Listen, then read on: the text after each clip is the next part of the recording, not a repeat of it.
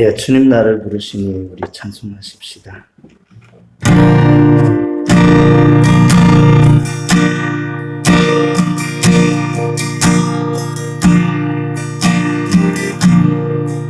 주님 나를 부르시니 두려움없이 나가리라. 주님 나를 부르시니 주님 내게 오라시니 주님 보고 계시기에 의심치 않고 하나를 걸어가리라. 주님 여기 계시기에 주님 여기 계시기에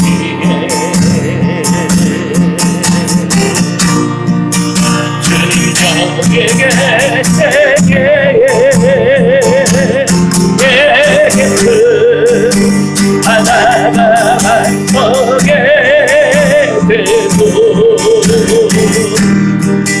주님 여기 계시기에 안거를 내가 걸어가리라. 주님 여기 계시기에 저것이 하루가 만석에 되고 주님 여기 계시기에 안소리를 내가 멈춥니다. 한 번 더 고백합니다. 주님 나를 부르시니 두려움 없이 나에서 나가리라.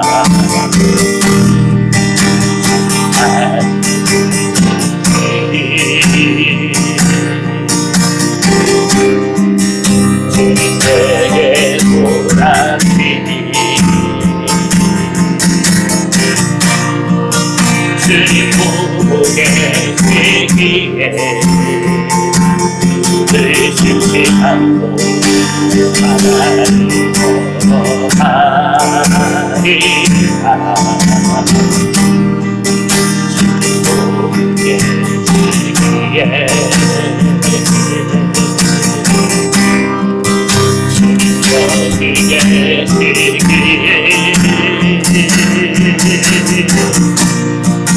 주님 여기 계시기에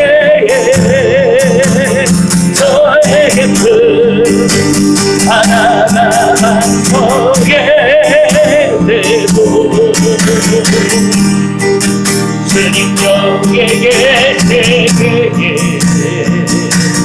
안정이를 내가 걸어가리라. 주님 여기 계시기에 저것이 하루가 만석에 되고 주님 여기 계시기에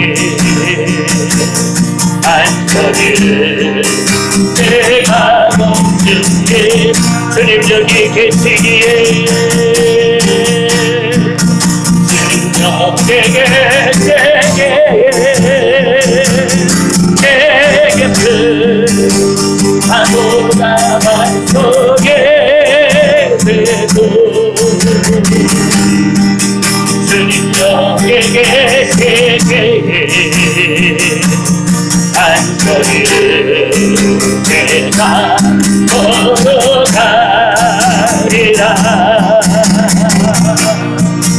주님 여기 계시기에 저것이 하루가 만석에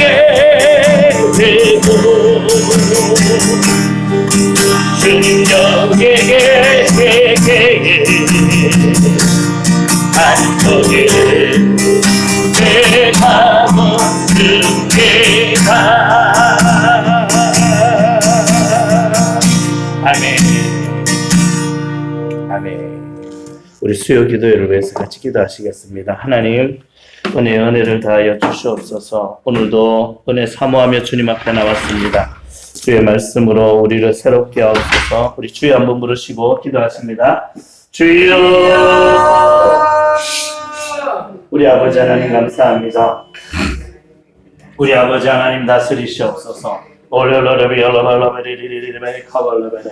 주여,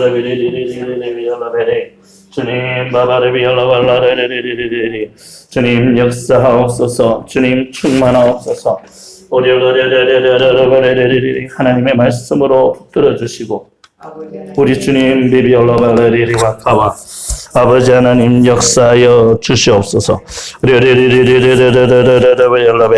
주여 리비올라발레리리비올라바나 아버지 리비리비리비리비리 주여 역사하여 주시옵소서. 주여 역사하여 주시옵소서. 할렐루야. 주님을 찬양합니다. 감사합니다. 예수님 이름으로 기도합니다. 아멘. 예, 오늘 하나님 주시는 말씀 보시겠습니다. 사사기서 19장 말씀입니다.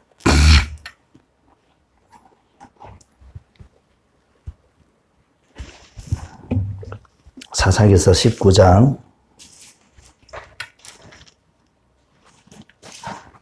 1절에서 9절까지 말씀 보시겠습니다. 사사기서 19장 1절에서 9절까지 말씀입니다. 우리 같이 읽으시겠습니다. 읽으실 때 먼저 기록된 하나님의 말씀으로 은혜 받으시기 바랍니다. 사사기서 19장 1절입니다. 이스라엘의 왕이 없을 그때에 에브라임 산지 구석에 거류하는 어떤 레위 사람이 유대 베들레헴의 첩을 맞이하였더니 그 첩이 행음하고 남편을 떠나 유다 베들레헴 그의 아버지 집에 돌아가서 거기서 넉 달 동안을 지내매 그의 남편이 그 여자에게 다정하게 말하고 그를 데려오고자 하여 하인 한 사람과 나귀 2마리를 데리고 그에게로 가매 여자가 그를 인도하여 아버지의 집으로 들어가니 그 여자의 아버지가 그를 보고 기뻐하니라. 그의 정이 곧 그 여자의 아버지가 그의 몸을 빼앗니 그가 3일 동안 그와 함께 머물러 먹고 마시며 거기서 유숙하다가 넷째 날 아침에 일찍이 일어나 떠나고자 하매 그 여자의 아버지가 그의 사위에게 이르되 떡을 조금 먹고 그의 기력을 두기에 그의 길이 가라니라.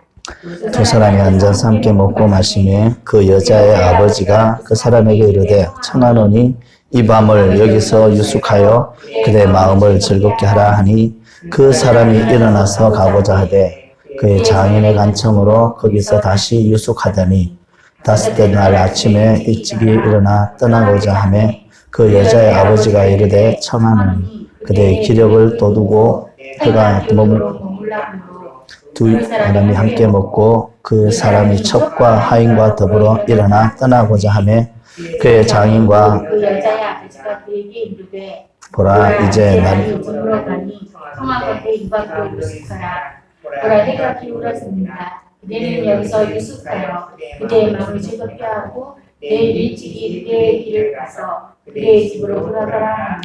아멘. 기도하겠습니다. 우리 아버지 하나님 감사합니다. 하나님 우리를 사랑하셔서 오늘도 이렇게 귀한 말씀 주셨습니다. 우리가 이 말씀으로 이제 은혜를 나누고자 합니다. 성령 하나님 이 시간 말씀하시고 우리 안에 생명으로 역사하여 주시옵소서. 감사합니다. 예수님 이름으로 기도합니다. 아멘. 예, 오늘은 사사기서 19장 이제 사사기 본문의 26번째 시간이지요. 지난 시간에 이제 지파에 대한 이야기가 나왔습니다. 사사기 17장부터 계속해서 이스라엘의 왕이 없었다라는 말로서 타락상을 이야기를 하고 있습니다.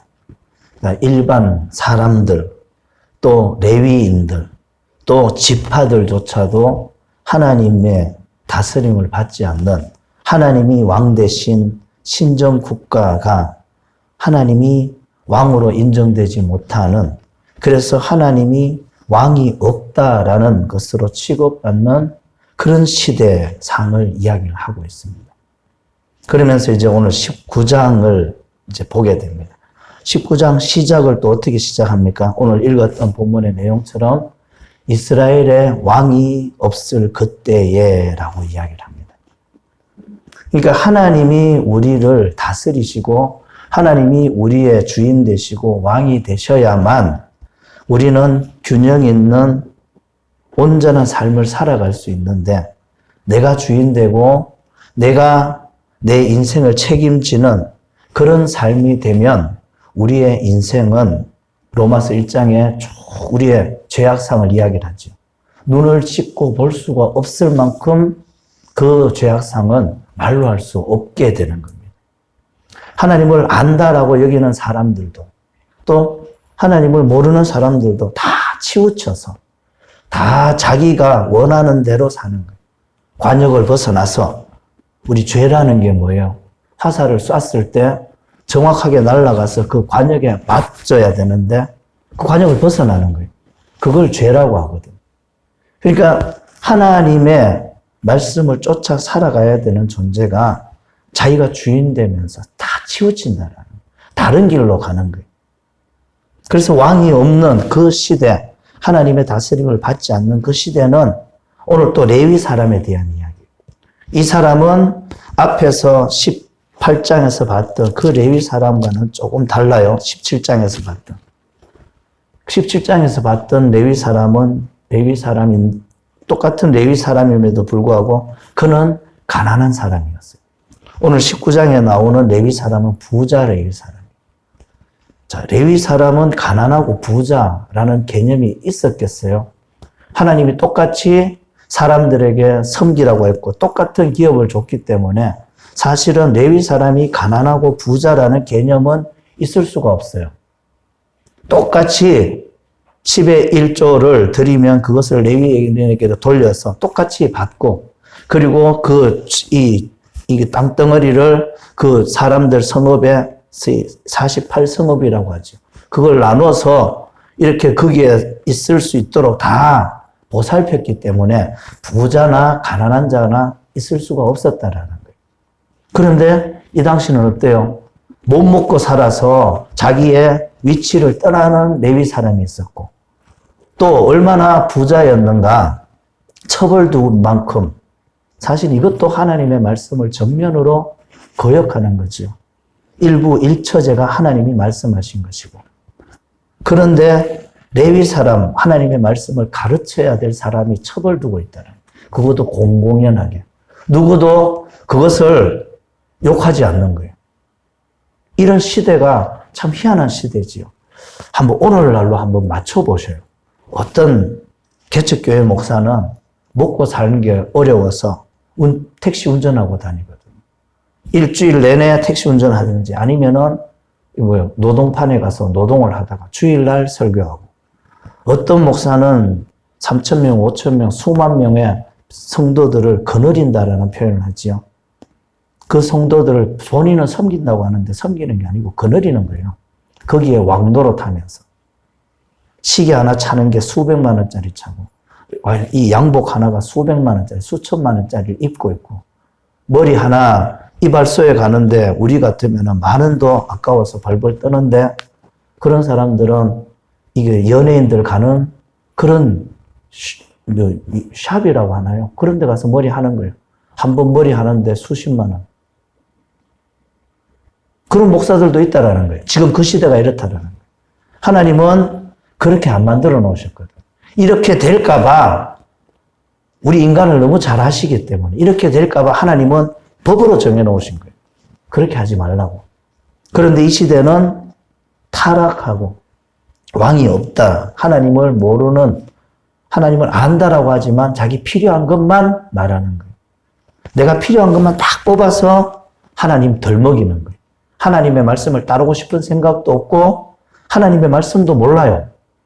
그러니까 내게 유리한 대로 하나님의 말씀을 뽑아가지고 그것만 하나님의 말씀이다라고 여기고 내가 해야 될 하나님을 섬겨야 되는 부분에 대해서는 전혀 알지 못하고 인식하지 못하는 그런 시대 상황이었다.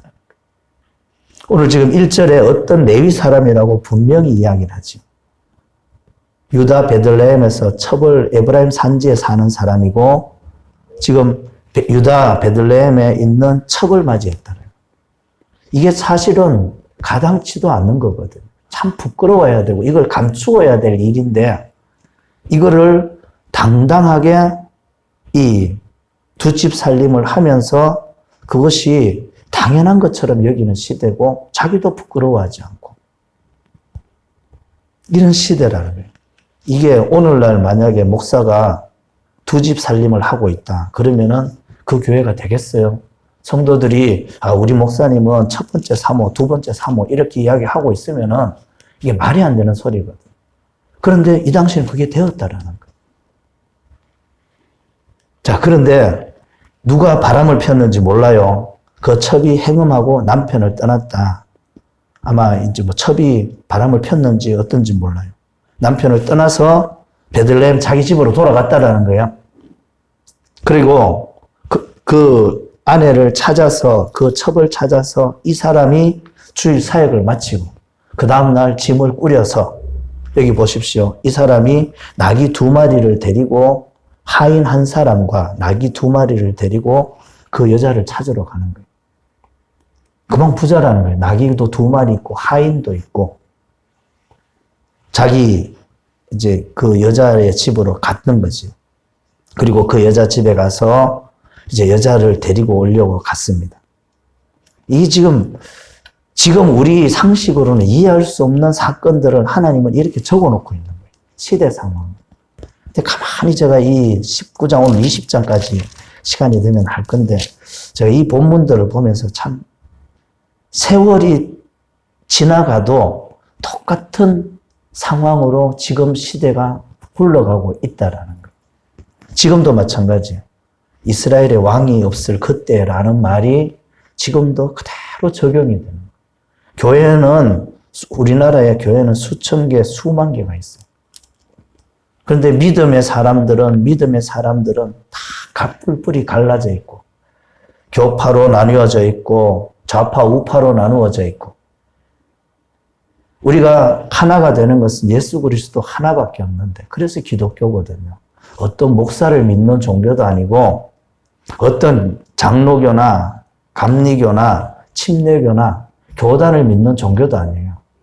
그런 것들 때문에 우리 기독교는 갈라지고 분파가 생기고 갈라졌지만 사실은 예수님 하나로 우리는 다시 하나가 되는 거예요.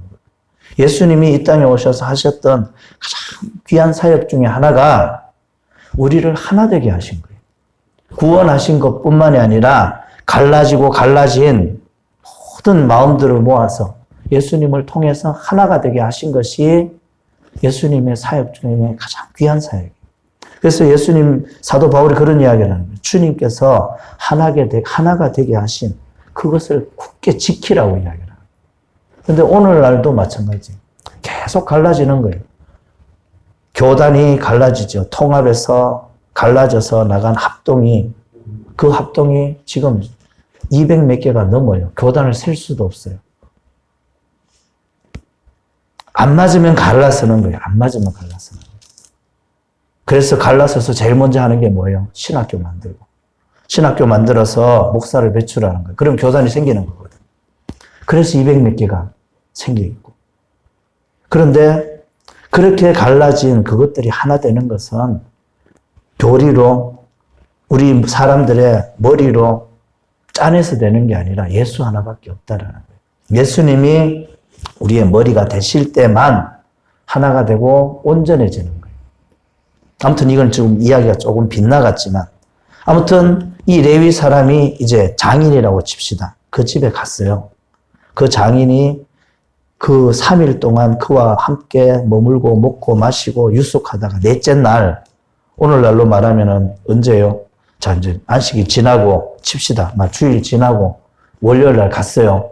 가서 수요일까지 먹고 마시고 그리고 넷째 날, 목요일 날 아침에 일찍 일어나서 다시 이제 본 고향으로 올라가려고 했던 거예요. 그런데 그 아버지가 뭐라고 해요? 오늘 하루만 더 있어라. 아버지가 보기에는 지금 이 레위 사람이 이게 뭐예요? 안 믿어온 거예요. 이 레위 사람이 자기 딸을 데리고 가려고 왔는데 이 레위 사람이 자기 딸을 사랑하는지가 의심스러운 거예요. 그러니까 보내지를 못하고 계속해서 지금 음식을 더 차려주고 그러면서 그의 마음을 누그러뜨리고자 사실은 바람 피고 왔으면 이게 뭐예요? 큰 책이 잡혔잖아요. 그러니까 어쨌든지 이 남자의 마음을 돌이키고자 아버지가 최선을 다하는 거예요. 그래서 하룻밤을 더 자요. 그래서 목요일을 지나요. 이제 5째 날 아침, 금요일이 됐어요. 금요일 없어요. 제가 이제 우리 쉽게 이해하려고 금요일이라는 거예요. 아침에 일어나서 떠나고자 할 때 또 아버지가 막아서는 거예요. 그러면서 또 이야기를 하죠. 좀 이게 해가 저물도록 머물라. 뭐 여기서 지금 이 에브라임까지 해봐야 거리가 뭐 한 반나절이면 갈 수 있는 거리니까 그렇게 빨리 서둘러 갈 필요 없다. 그래서 이제 또 그렇게 합니다. 그래서 아침에 떠나려고 하다가 이제 아침에 떠나지 못하고 붙들려서 또 이제 거기에서 먹고 마시고 하다가 이제 해가 저물고 그리고 이제 장인의 생각은 오늘 하룻밤을 더 자고 그렇게 보내야 되겠다고 생각을 했지만 이 사람은 그래도 또 뭐예요? 이제 밤이라도 늦게라도 출발해야 되겠다라고 이제 출발하는 거예요. 왜 그랬겠어요? 이 사람은 레위인이고 오늘날로 말하면 이제 주일 되면은 주일 준비도 해야 되잖아요. 그러니까 가는 거예요. 이 참 재밌지요. 그러니까 하나님을 왕으로 모시지 않으면서 하나님을 주인으로 모시지 않으면서 종교 생활을 하고 있는 거예요. 그러니까 이 사람의 레위인이라는 우리로 말하면 직책이라고 칩시다. 그럼 이게 뭐예요? 자기의 직업이었던 거예요. 하나님을 섬기는 하나님이 주신, 하나님이 불러서 세우신 그 직분을 가지고 직업으로 여기고 그리고 이제 주일 준비하려고 가려는 거예요. 그래서 이제 금요일 날 저녁이라도 가겠다라고 얼마 안 걸리니까. 그래서 출발했습니다.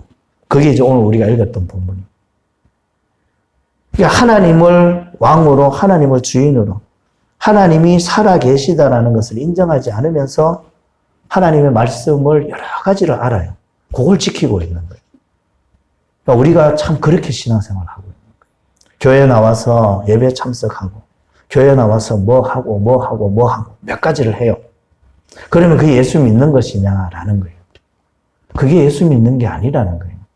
예수 믿는다라는 것은 주인이 바뀌는 거예요. 주인이 바뀌는 거. 내가 주인이 되었던 삶을 우리 주님이라고 부르잖아요. 예수님이 내 주인으로 오시는 거예요. 내 주인으로 내가 모시고 이제 그분의 뜻을 따라서 그분의 말씀을 따라서 살아가는 것이 예수 믿는 거예요. 그런데 이 레위인, 이 당시의 사람들, 오늘날의 많은 그리스도인들이 어떻게 사는가?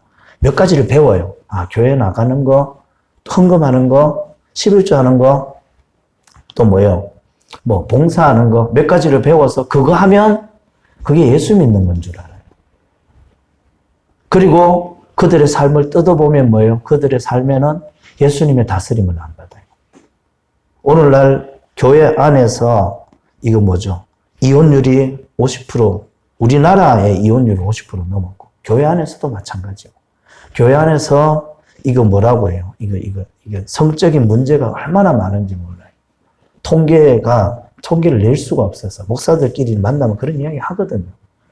그만큼 시대가 그런 시대예요. 예수님이 주인인데 교회 안에서 눈이 맞아서 이혼하고 눈이 맞아서 교회 옮기고 같이 가는 거예요. 이런 일들이 비일비재한 거예요. 그러니까 사회에서 그렇게 하고 있으니까 그거에 대한 죄의식이 없는 거예요. 그냥 그렇게 하고 그리고 이 교회에서 뭐라 하면 다른 교회 가면 되거든. 그런 일들이 비일비재하고 하나님이 왕이 아닌 거예요. 내 유익을 위해서 그냥 나오는 거예요. 내 정신적인 안식을 위해서, 정신적인 평안을 위해서 교회 나와서 안식을 얻고자 하는. 그리고 뭐예요? 좀 하나님이라는 신이 있으면 날 좀 도와서 잘 먹고 잘 살게 해달라는 많은 그런 사람들이 있다는. 어제도 뭐 인터넷을 보고 전화를 했다고 하면서 어떤 여자분이 전화가 왔어요. 40대. 자기 말로는 40대 중반쯤 됐겠죠. 쭉 이야기를 해요. 근데 이제 보니까 그 뭐예요? 이제 내적 치유에 사는 단어를 쓰면서 그 이야기를 하는 거예요. 뭐 소울 타입, 그리고 영적인 묶임이라는 거. 우리는 뭐 그런 이야기를 잘 안 쓰니까 그런 뭐 이야기를 하면서 조금 상담을 해야 되겠다고 하는 거예요. 그래서 자기는 뭐 온누리교회 다니고 뭐 쭉 이야기를 해요. 쭉 이야기를 하는데 자기는 이 잘못된 묶임 때문에 잘못된 관계성이지요. 부모와 관계, 사람들과의 관계. 그걸 이제 말을 만들어서 소울타이라고 하는 거예요. 혼의 묶임이라는 거죠. 아무튼 그렇게 묶여 있어서 자기는 너무 힘들다라는 거예요. 부모와도 묶여 있고 영적인 그 잘못된 묶임 때문에. 그런 걸 이제 우리는 뭐라고 해요? 또 다른 표현으로 가계의 저주라는 이야기도 하고 서로 묶여서 뭐 여러 가지 이야기를 해요. 아무튼 그거 이야기하면서 요는 그거예요. 왜 이게 묶여가지고 자기는 지금 시집도 못 가고 은사도 많이 받았고 능력도 있는데 자기는 시집도 못 가고 지금 이렇게 인정 못 받고 살고 있다는. 그러면서 뭐 이야기를 해요. 그래서 제가 이야기를 이제 꺼내려고 쭉 이야기를 하니까 뭐 안 듣더라고요. 그래서 당신이 아는 거 예수 아니다라고 이야기를 하니까 말을 끊으면서 뭐 어떠고 저떠고 이야기를. 왜 하나님이 이렇게 하시느냐. 그래서 뭐 그런데 이거 소울타이 아는 사람한테 가야 되겠다. 그래서 뭐 여러 상담을 안 했냐고. 했대요. 그래서 했으면은 그걸 해결 받았냐고. 해결 받았으면은 저한테 뭐하러 전화를 했냐고. 그러니까 뭐라고 하면서 전화를 끊더라고요. 그러니까 뭐예요? 하나님은 어떻게 알고 있는 거예요? 내 문제 해결해 주는 하나님. 내 문제 해결해 주는. 왜 내가 20년, 30년을 예수 믿었는데 왜 나는 이 모양 이 꼴이냐는 거예요. 그러니까 뭐예요? 그냥 가까이 가서 비는 거나 하나님이나 대상은 똑같은 거예요. 성경에서 말하는 하나님이 아니고 어디서 주어들은 복주는 하나님, 그 하나님을 섬겼던 거예요. 근데 그게 하나님이 아니라 사단이라는 거예요. 귀신이라는 거예요. 그러니까 그 하나님을 섬기니까 거기에 묶이는 거예요. 아무튼 이제 우리가 하나님을 주인으로, 예수님을 주인으로 섬기지 않고 사는 거 그거 다 가짜예요.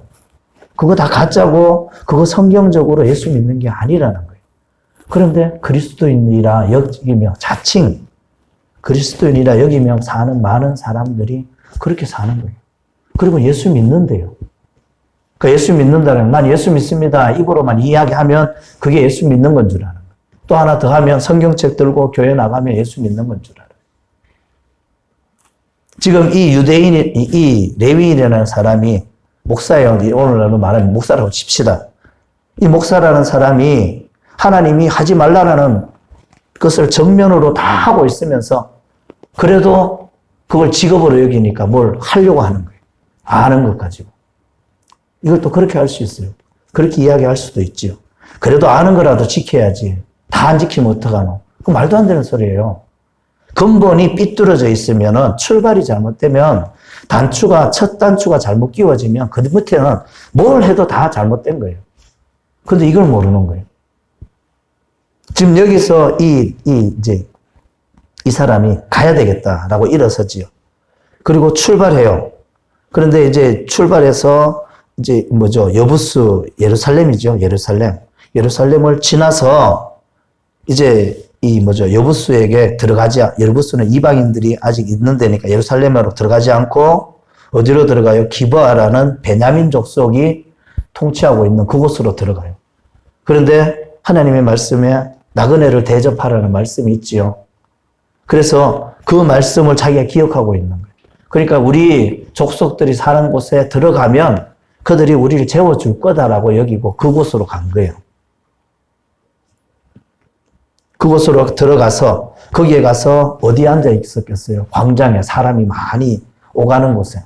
그러면 사람들이 보고 아, 저 사람은 우리 마을 사람이 아닌데 지나가는 나그네구나. 그래서 그를 불러다가 잠을 재워줘야 되는 게 하나님의 법이에요. 누구든지 간에. 그런데 이 기브아라는 곳의 사람들은 어떻게 했어요? 아무도 이들의 일행을 데려다가 잠을 재워주고 밥을 주려고 하는 사람이 없었다라는 거예요. 계속해서 앉아 있었어요. 지금 15절에 보면 성읍 넓은 거리에 앉아 있으나 그를 집으로 영접하여 유숙하게 하는 자가 없었더라. 그러니까 어때요? 이 베냐민 지파에 속한 이 기브아라는 곳의 사람들은 이미 하나님의 말씀을 모르는 거예요. 자기밖에 모르는 거예요. 자기밖에 모르는 거예요. 자, 16절에 보면 한 노인이 밭에서 일을 하다가 이제 돌아와요. 근데 보니까 저 광장에 낯선 사람들이 앉아 있는데 아무도 데리고 가지 않는 거예요. 그러니까 이 사람이 그래도 좀 하나님 말씀을 아는 사람의 모양이죠. 그러니까 나이가 든 사람이니까 알겠죠. 데리고 갔어요. 자기 집으로 데리고 갔어요. 그리고 이제 밥을 주고 이 사람은 이제 레위인은 우리가 먹을 것, 우리 나귀가 먹을 것, 우리 다 있다. 돈을 지불하겠다 하니까 이 노인이 뭐라고 해요? 돈 지불할 필요 없고 내가 다 책임지겠다. 그리고 자기 집으로 데리고 가요. 그래서 자고 이제 먹고 잘 이제 쉬고 있는데 그 성읍에 22절에 그 성읍의 불량배들이 그 집을 에워싸고 문을 두들기며 집주인 노인에게 말하여 이르되 내 집에 들어온 사람을 끌어내라. 우리가 그와 관계하리라. 이게 이제 그 성읍의 불량배들이 와서 사람들이 들어가는 걸 본 거예요. 그리고는 그 집에 와서 뭐예요? 그 남자를 내놓으라는 거예요. 지금 여기서 그 사람이라는 것은 여자를 말하는 게 아니에요.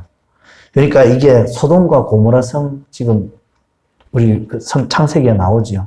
그때 보면 아브라함에게 하나님이 말씀하시면서 천사를 보내시면서 그때 소돔과 고모라에 들어갔을 때 천사들을 겁탈하려고 남자잖아요. 겁탈하려고 소돔과 고모라에 그 많은 사람들이 그 집에 쳐들어와서 이제 그 뭐예요? 그 내놓으라고 하잖아요. 지금 똑같은 거예요. 그러니까 이게 뭐예요? 멸망당해서 마땅할 그 짓을 지금 하고 있는 거예요. 그러니까 이 당시에 사회상이 얼마나 암흑기였는가. 이게 뭐 몇 년 안 됐어요. 여호수아 시대하고 뭐 수백 년이 지난 것도 아니에요. 가나안 땅에 들어온 지 뭐 해봐야 몇 년이 되지 않았는데 하나님의 백성들이 이렇게 타락한 거예요. 그것도 여자를 뭐 어떻게 하는 것도 아니고 여자는 이제 관심이 없는 거예요. 별로 자극적이지도 않고. 그러니까 어떻게 해요? 남자를 붙들어다가 이게 이제 남색하려는 거죠. 그래서 남자를 끌어내려고 하는 거예요. 그래서 집주인이 뭐라고 해요? 그 사람들에게 내 형제들아 그렇게 하면 안 된다. 이들은 내 집에 들어왔으니까 내가 지켜야 되는 의무가 있다. 하는 말씀이죠. 그러니까 여기 내 처녀딸과 이 사람의 첩이 있으니까 내가 그들을 끌어내리니 너희가 그들이 욕보이든지 너희 눈에 좋은 대로 행하되 오직 이 사람에게는 이런 망령된 일을 행하지 말라. 뭐 이게 이제 오늘날 가치로 이야기를 하면 말도 안 되는 소리예요. 근데 오늘날 가치로 보는 것이 아니라 이 당시의 가치로 보면 여자에 대한 인권이나 이런 것들이 사실은 잘 없었거든요. 그래서 남자를 보호하기 위해서 자기 딸도 내준다고. 이게 전부 다 소돔과 고모라에 똑같은 일이 있었잖아요. 내 딸들 내줄 거니까 너희들은 내 손님은 건드리지 말라라고 했잖아요. 그렇게 이야기를 하고 지금 이제 이게 분위기가 어때요? 급박해지는 거예요. 이 레위 사람이 가만히 있다가 보니까 어떻게 해요? 잘못하면 어떻게 해요? 조금만 잘못하면 자기가 끌려나가게 생긴 거예요. 그러니까 이 레위 사람이 어떻게 하는가 보십시오. 자기가 첩을 데리고 왔잖아요. 그러니까 이 계속해서 첩이라는 말이 나오는 게 이 여자가 이 여자를 아내로 생각하고 있지 않는 거예요. 결국은 이 레위인은 이 여자를 성적인 그냥 대상으로 여겼던 거지 자기와 인생을 동고동락하는 그런 아내로 여기지 않았던 거예요. 여기 보면 25절에 그렇게 이야기를 하니까 아무도 안 들어요. 그러면서 이제 이 남자 이 레위인을 끌어내려고 하니까 그 사람이 레위인이에요. 그 집주인 노인이 아니라 그 사람이 레위인이 자기 첩을 붙잡아 그들에게 밖으로 끌어내서 준 거예요. 이게 말이 돼요? 자기가 정말 사랑하는 여인 같으면 목숨을 걸고라도 지켜야지요. 그런데 자기가 위기가 오니까 어떻게 해요? 끌어다가 갖다 주는 거예요. 자기가 지금 이 여인 때문에 이 여인을 데리러 왔잖아요. 그런데 그렇게 하지 않아요. 그러니까 이때는 정의와 공의 아무것도 없어요. 온통 뭐예요? 내가 기준이 되어서 내게 유익하면 쫓아가고 내게 불리하면 다 뱉어내는 거예요. 자기의 부인이라 할지라도. 자, 끌려가면 어떻게 될 건가 모르겠어요. 이 사람들이 이 자기 집에 쳐들어왔을 때 한두 명이 쳐들어왔겠어요. 그런데 그 여인을 던진 거예요. 그들에게. 끌어내고. 그 여인은 밤새도록 성폭행을 당하고 이제 새벽에나 풀려났지요. 그런데 이미 이 여인은 이제 거의 다가 거진 죽게 된 거예요. 그리고 겨우 기어서 그 집으로 간 거예요. 그러니까 이 여자는 이 레위인을 사랑했던 거예요, 보면. 어쨌든지 간에 따라 나섰고, 그리고 자기가 이제 그만 죽게 됐음에도 거기 레위인이 있는 곳을 찾아서 기어서라도 본 거예요. 그리고 동이 틀 때 그 집에 엎드러져 있었죠. 죽은 거예요, 거기서. 그런데 그의 주인이 레위인이에요. 일어나 집 문을 열고 떠나고자. 여기 있다가 큰일 나겠거든요. 그러니까 뭐예요? 자기 첩이 돌아온다는 생각도 안 하고 그냥 이제 자기만 도망가려고 아침에 일찍 일어난 거예요. 희한하죠? 사람이라는 게 결국은 이렇게 되는 거예요. 결국은 이렇게 되는 거예요. 그의 주인이 일찍 일어나 집 문을 열고 떠나고자 하더니 그 여인이 집 문 앞에 엎드러져 있는 것을 보고, 엎드러져 있고 그 두 손이 문지방에 있는 것을 보고 문을 대고 그래 죽어 있는 거예요. 근데 발로 한번 툭 차보는 거예요. 그리고 일어나라, 우리가 떠나가자. 보면 알거든요. 지금 상태가 어떤지. 근데 떠나가자 해도 대답이 없으니까 그 시체를 나귀에 싣고 이제 자기 집으로 가는 거예요. 자기 집으로 가서 그 집에 가서 뭐예요? 29절에 이제 칼을 가지고 자기 첩의 시체를 12동가리를 내는 거예요. 그 12동이를 내서 이스라엘 사방에 두루 보냈다고 하지요. 그리고 이스라엘의 이제 이 자기의 억울함을 호소하는 거예요. 지파마다 동가리. 그 지파들이 난리가 난 거예요. 사람을 그냥 보낸 게 아니라 말을 태워서 사람을 통해서 보냈을 거 아니에요. 하나는 다리 하나, 하나는 팔 하나, 하나는 몸뚱이 하나, 12개면 어떻게 해요? 마두를 어떻게 잘라야 돼요? 아무튼 그렇게 보냈으니까 지파들은 이제 발칵 뒤집힌 거예요. 그 20장의 내용이에요. 그래서 다한에서부터 브엘세바까지 12지파가 다 모인 거예요.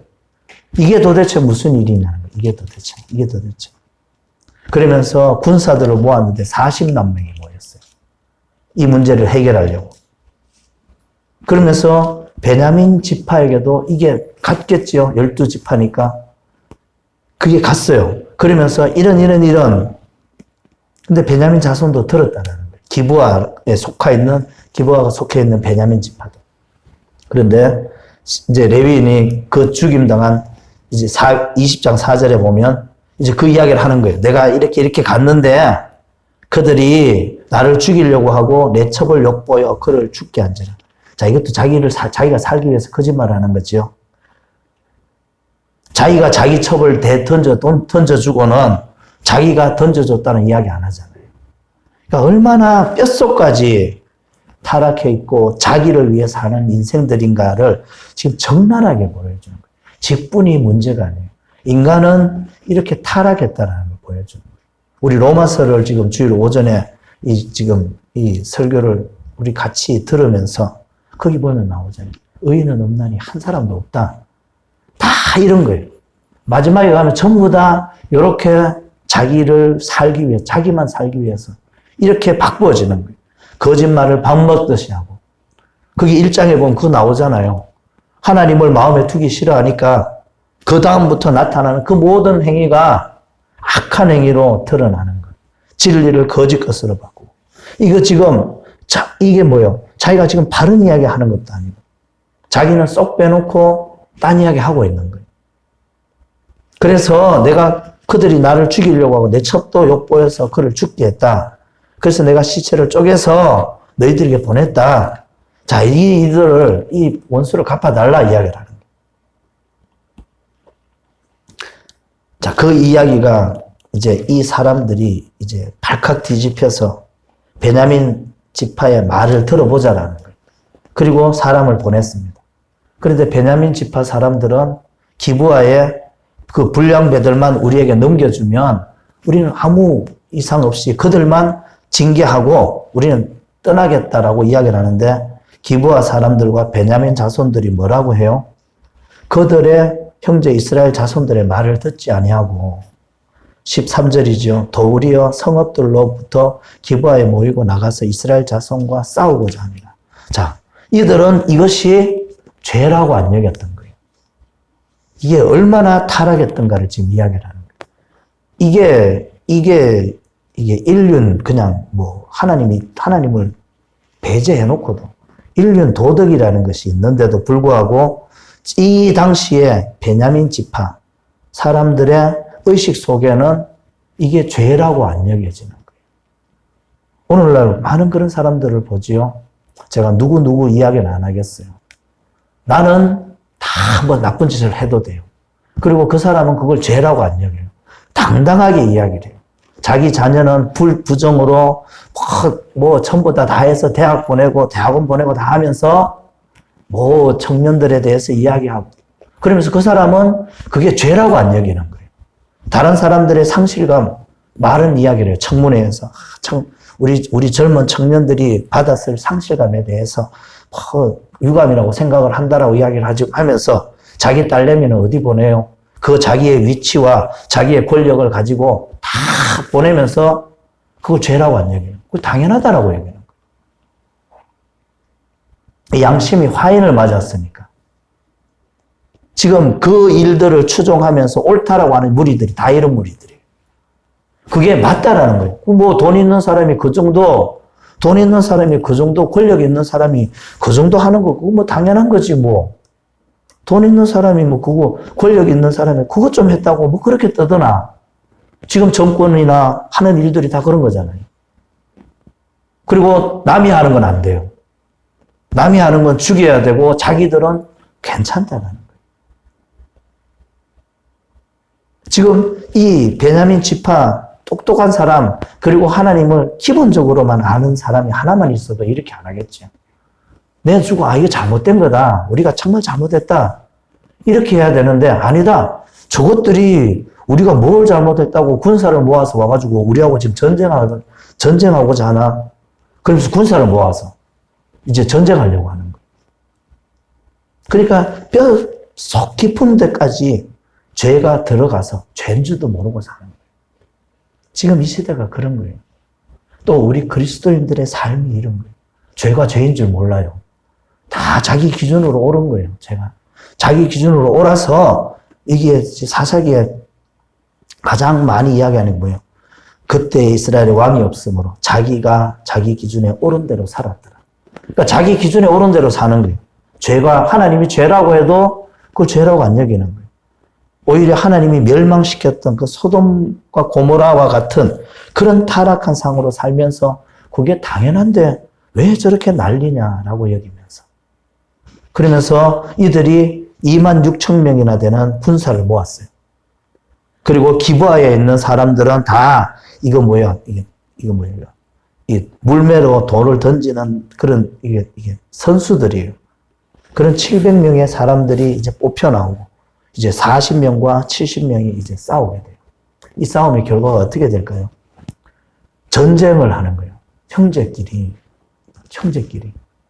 하나님의 백성들이 하나님의 백성들과 이방 족속들과 싸움을 하는 게 아니라 하나님의 11지파와 베냐민 지파가 전쟁을 하게 됩니다. 하나님이 이걸 바라시겠어요? 그러니까 이게 뭐가 뭔지도 모르는 거예요. 하나님이 자녀들이 싸우는 걸 바라시겠느냐고. 우리 부모님들 좀 당연한 거 아니에요. 자녀가 우애 있게 지내고 형제들끼리 우애 있게 지내고 돈 많은 것보다 돈 많고 맨날 찌르고 볶고 싸우고 그거보다 돈이 좀 없어도 서로 위하고 서로 사랑하고 사는 게 그게 더 부모님이 바라는 거 아니에요. 대부분의 부모님들이 그런 걸 바랄 거예요.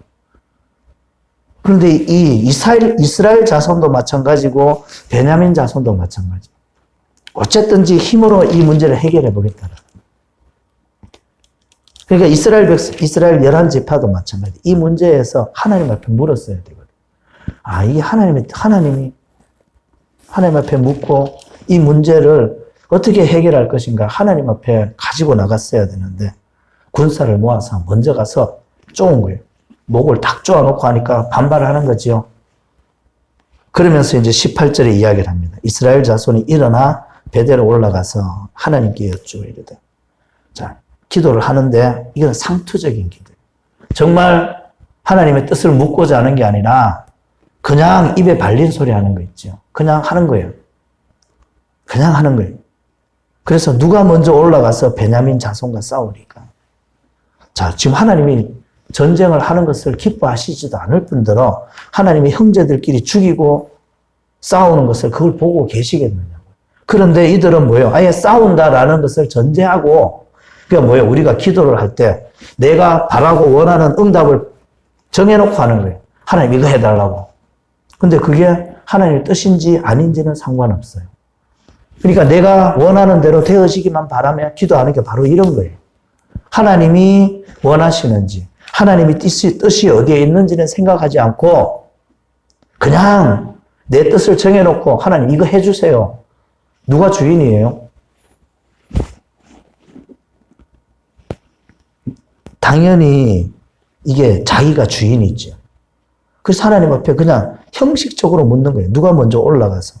하나님도 그냥 대충 대답하시지요. 유다가 먼저 올라갔지. 하나님이 두 번째, 세 번째 하나님의 본심을 말하셔요. 근데 왜 이렇게 두 번이나 실패하게 하셨는가? 지금 이렇게 먼저 올라가서 이제 대패를 해요.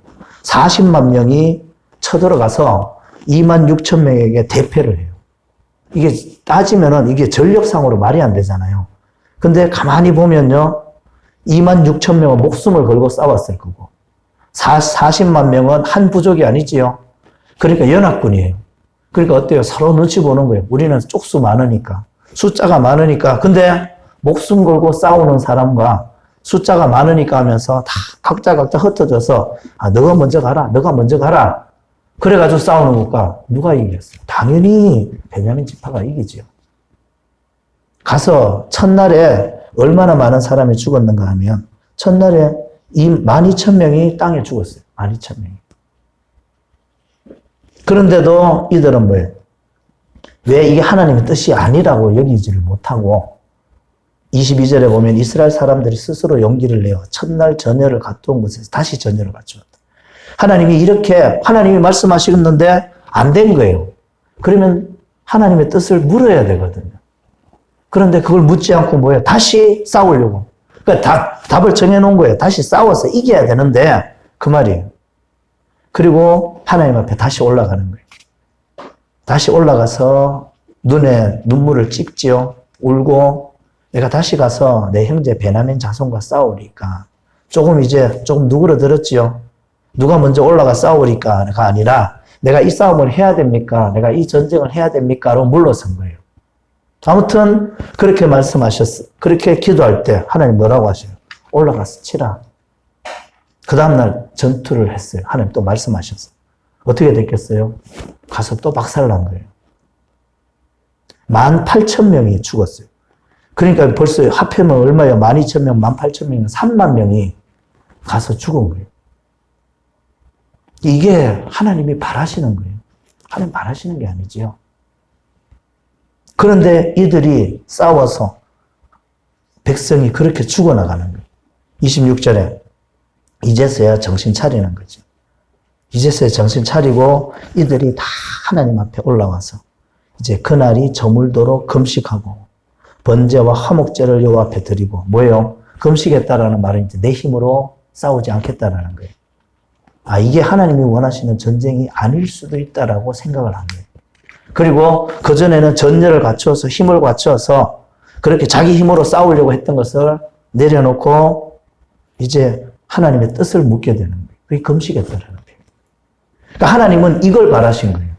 처음부터 이렇게 했으면 처음부터 싸우려고 덤벼들지 않고 하나님 이 문제를 어떻게 해결하겠습니까? 라고 하나님께 묻고 기도하고 기다렸으면 하나님이 좋은 방법을 또 선한 길로 이끌었을 거예요. 그런데 이들은 그런 걸 모르는 거예요. 그러니까 그렇게 하나님을 찾지 않고 실패를 거듭해서 결국은 하나님을 찾도록 하나님은 이 실패를 허용하셨지요. 실패를 허용하셔서 결국은 이렇게 이제 하나님 앞에 나왔어요. 그러니까 안 되니까 이들이 뭐 했어요? 하나님의 언약궤도 가지고 왔어요. 2번이 깨졌으니까. 그리고 대제사장 비느하스도 엘라사의 아들 비느하스도 끌고 와요. 모시고 와서 그 앞에 서고 이제 하나님을 모시고 싸우는 전쟁으로 한번 해보겠다라는 거죠. 그래서 다시 나가서 내 형제 베냐민 자손과 싸우리까 말리까. 자, 이들이 2번째와 3번째 전쟁을 이제 뭐로 인식하는 거예요? 이방인과 싸움으로 인식하는 게 아니라 형제와의 싸움으로 인식하고 있는 거예요. 내일 하나님께서 말씀하시죠. 내일은 내가 그를 내 손에 넘겨주리라. 이제 하나님이 이들에게 이제 이 전쟁에 승리를 안겨다 주지요. 그래서 여호와께서 이스라엘 앞에서 베냐민 지파를 치시고 베냐민 지파 중에서 베냐민 지파는 다 도망가요. 이게 지금 여호수아가 이건 뭐였죠? 아이성을 정복할 때 그 전략을 써서 이렇게 이제 매복해서 아무튼 그렇게 승리를 하게 돼요. 그리고 다 베냐민 지파는 멸절을 당하지요. 살아남은 사람이 얼마예요? 600명입니다. 그러니까 26,000명이나 많은 사람들이 모여서 살아남은 사람이 600명. 그래서 이 전쟁을 통해서 한 지파가 멸망당할 뻔한 그런 위기이고 벌어지는 거예요. 그러니까 뭐예요? 하나님을 왕으로, 하나님을 주인으로 모시고 살지 않으니까 자기의 형제들까지도 다 죽이는 거예요. 내 마음이 안 들면 다 죽이는 거예요. 이 당시의 시대상이 지금 그렇게 암흑적인 시대상이에요. 자, 이제 말씀을 마치겠습니다. 왕이 없었기 때문이다. 왕이 없었기 때문에. 우리의 삶에도 예수님이 우리의 왕이 되지 않으시면, 예수님이 우리의 머리가 되지 않으시면 이런 삶을 살 수밖에 없어요. 나는 옳다라고 여기며 살지만 그 삶은 뭐예요? 다 하나님과 원수되는 삶이고 그 삶은 다 죽이는 삶이에요. 나만 죽는 것이 아니라 내가 주인 되고자 하기 때문에 내 그 다스림 안에 들어올 사람이 아무도 없거든요. 그러니까 다 주인 스스로 주인 되려고 서로 싸우는 거예요. 그래서 한 부족이, 한 족속이 멸절당할 위기까지 처하게 되는 거예요. 오늘 우리의 신앙생활, 이 사사시대와 견주어서 별반 다를 게 없어요. 내가 지금 어떻게 살고 있는가? 예수님이 나의 주님이신가? 점검해야 되는 거예요. 그렇지 않다면 정말 회개하고 하나님의 말씀으로 다시 나를 단장해야 될 것입니다. 기도하겠습니다. 우리 아버지 하나님 감사합니다. 하나님 오늘 이 귀한 말씀을 주셨습니다. 지금 이 시대 우리의 모습, 주님을 왕으로 모시지 않고 살아가는 이 내가 주인 되어 살아가는 그 모든 삶에 주님 이런 이 악함이 드러나고 하나님과 원수됨이 드러나는 것을 보게 됩니다. 우리 아버지 하나님 우리를 깨우쳐 주셔서 하나님이 온전한 나의 주인으로서 내가 온전한 성전으로 회복되어져서 우리 주님의 나라를 이루는 삶으로 주님 세워주시옵소서. 감사합니다. 예수님 이름으로 기도합니다. 아멘. 하늘에 계신 우리 아버지의 이름을 거룩하게 하시며 아버지의 나라가 오게 하시며 아버지의 뜻이 하늘에서와 같이 오늘 우리에게 일용할 양식을 주시고 우리가 우리에게 잘못한 사람을 용서하여 준 것 같이 우리 죄를 용서하여 주시고 우리를 시험에 빠지지 않게 하시고 악에서 구하소서. 나라와 권능과 영광이 영원히 아버지의 것입니다. 아멘. 우리 하나님께 영광의 박수 올려드립니다. 감사합니다. 감사합니다. 예, 수요 기도에 마쳤습니다. 감사합니다.